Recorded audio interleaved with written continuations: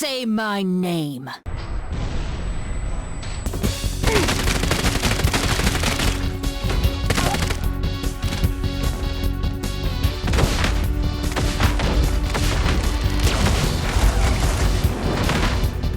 Isn't this a bit excessive? When Ion Fury released back in 2019, it capped off the trio of retro boomer shooter revival games that had kickstarted the whole boomer shooter craze.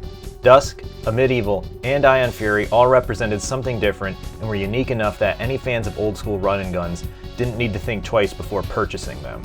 They really were just that good, and that continued even with the expansion packs for two of the games. A Medieval, The Black Labyrinth, and Ion Fury Aftershock were, yet again, solid additions to the growing boomer shooter pantheon that you could blind buy and be satisfied with. What does this have to do with Phantom Fury? Teased all the way back in 2022 during a Realms Deep stream, Phantom Fury is the sequel to Ion Fury that hasn't had the easiest road to release. While the specifics of its development cycle haven't been revealed yet, a demo in 2023 received such negative feedback that the game was delayed before resurfacing earlier this year with a surprise release date. Developer Slipgate Ironworks' previous titles, Graven and Wrath Aeon of Ruin, have both disappointed in some way, but the former is so broken that it's actually unbeatable at present.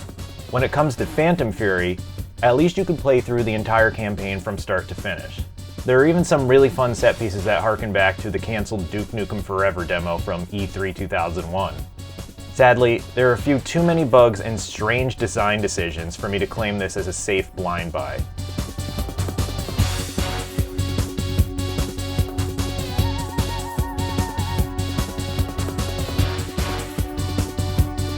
While technically a sequel to Ion Fury, it's more appropriate to call Phantom Fury a continuation of / reboot of the 2016 top-down shooter Bombshell. The plot begins sometime in the future where Shelley Bombshell Harrison has already lost her arm and has thoroughly defeated the villainous Professor Haskell. A group of Haskell loyalists are causing trouble across the US, so Shelley sets off to stop the new mutant threat and figure out who the ringleader is. Plot is never the main draw for a boomer shooter, but I have some very conflicting opinions about what works here.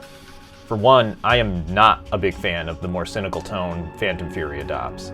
I wouldn't call Ion Fury a comedy game or anything, but it had a much lighter tone that was more in line with 90s shooters aping 80s action movies. Here, Shelley's one-liners mostly consist of her swearing at someone and generally being pissed off. Some of that is due to a late game development that I wish was the actual focus of the story. I brought up Bombshell because the crux of Phantom Fury's plot is that Shelley is awoken from a coma following her failure to disarm a bomb. The bomb wiped out not only her entire team at the GDF, but someone very special to her. There's going to be no spoilers in this review. This essentially retcons that game, but also sort of works as a continuation of it. At any rate, the repercussions of Shelley's failure would be an excellent angle for the story to take, but one that Phantom Fury does not commit to. Again, plot is not the reason you're likely interested in Phantom Fury, but when it comes to gameplay, well, this game is certainly better than Graven. 3D Realms and Slipgate Ironworks haven't crafted a masterpiece here, and there are still lingering problems with combat, but on the whole, Phantom Fury is fine. It works and has cool ideas, but it mostly just doesn't make a great first impression and seems to have a bit too many ideas going on. The opening levels within the GDF lab are drab and sort of dull, but once Shelley gets out on the road, Phantom Fury begins to resemble the cancelled Duke Nukem Forever prototype from 2001. That includes a Western-themed level complete with dodging snipers and shooting soldiers, multiple vehicle segments, and even a destroyed cityscape as its climactic finale. You can't fault the game for keeping things varied, that's for sure. While I would normally lament lacking enemy variety, Phantom Fury is a decidedly different game from Ion Fury. While both shared similarities to Half-Life, Phantom Fury goes all in on being a late 90s, early aughts shooter that puts more emphasis on set pieces than enemy encounters. Each level has at least one big defining moment that helps differentiate it from previous maps. So that's cool, but the guns still don't feel great. Worthless consumer models. This is markedly improved over the 2023 demo, but there's really only a couple of guns in Phantom Fury that feel impactful. Enemies do react to your shots, thankfully, but only the Loverboy, Assault Rifle, Ion Bow, and the Biospitter are truly engaging to use. The stun rod feels unfinished and typically doesn't even make audio cues when hitting things. The shotgun has a solid sound effect, but enemies shrug off hits like it's nothing. The bowling bombs also routinely miss their targets, though I suppose that also happened in Ion Fury 2. You can upgrade the guns by collecting hidden nanite canisters, but I'm not sure why some of these upgrades feel like what the weapon should have defaulted to. The SMG, for instance, is woefully inaccurate by itself, but the dual-wield upgrade at least makes it viable. The shotgun's flashlight attachment seems pointless upon first glance, but manages to actually make its close-quarters nature rewarding. It carries a high risk that you'll miss, but blinds your targets if you nail it. It's nice to have some choices for curating your playstyle, even if some of the upgrades are redundant. Shelly also has a mechanical arm that starts with a basic melee function and can eventually be upgraded with faster speed, better strength, and even a defensive shield. She also gets an ion suit that adds a ton of helpful buffs. Sadly, the enemies aren't smart enough for you to make any good use of her new appendage nor her augmented armor. I think the bigger issue with combat is that the enemy AI is just utterly incompetent. The only reason I got stuck at some points during my playthrough is because I played on the hard difficulty. Props to the start screen explaining the differences that each difficulty brings, but when I can typically stand still and take pot shots while the enemies don't even attempt to move, that's not great. The weapon balancing also goes to hell once you get the Biospitter. It is far and away the best weapon in the game and almost renders the entire arsenal redundant. It works like a more functional projectile-based bowling bomb that homes in on foes and continuously damages them until they explode. It could even linger in areas and act like a trip mine. Oh, and its ammo regenerates, meaning you never really need to think about conserving shots. At one point, I went back to using the assault rifle simply because I got bored of just murking everyone. Some of this follows into the vehicle segments, which start off fun and get progressively worse. Much like that demo, there is a lack of feedback when driving and getting shot. I thought my Humvee was indestructible because it never started smoking and Shelly's health remained at 100 the whole time. When I stepped out to solve a puzzle, I noticed the front of the car was dented, so I guess the car is just incredibly durable. At least it's not a Cybertruck. While I did enjoy the Humvee area, the helicopter battle is just plain bad. Ooh, this baby can fly!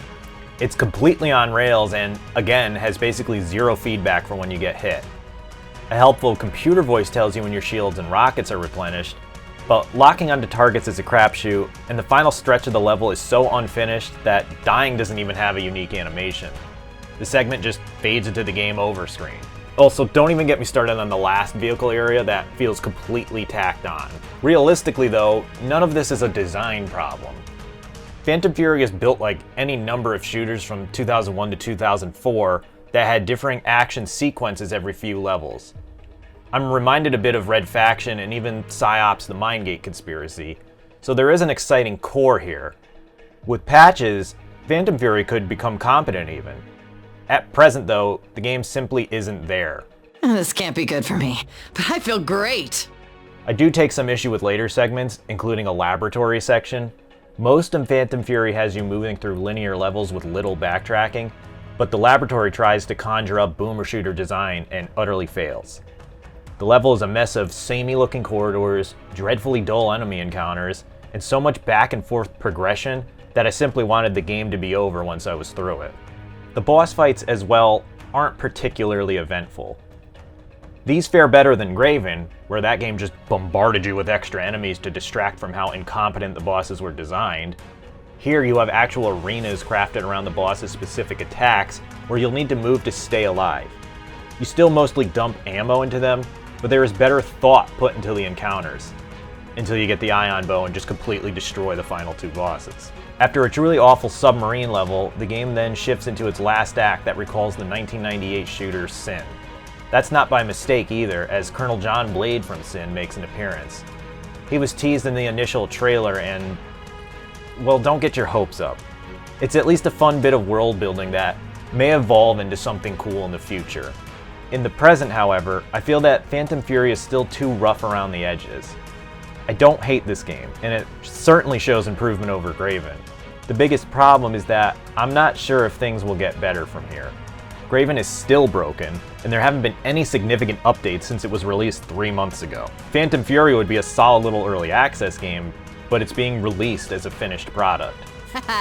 Dance, fucker, dance! I'm not sure if following the blueprint from Duke Nukem Forever 2001 was the right call, but there is something salvageable here. With more work done on the weapons, enemy AI, and player feedback, Phantom Fury could be fun.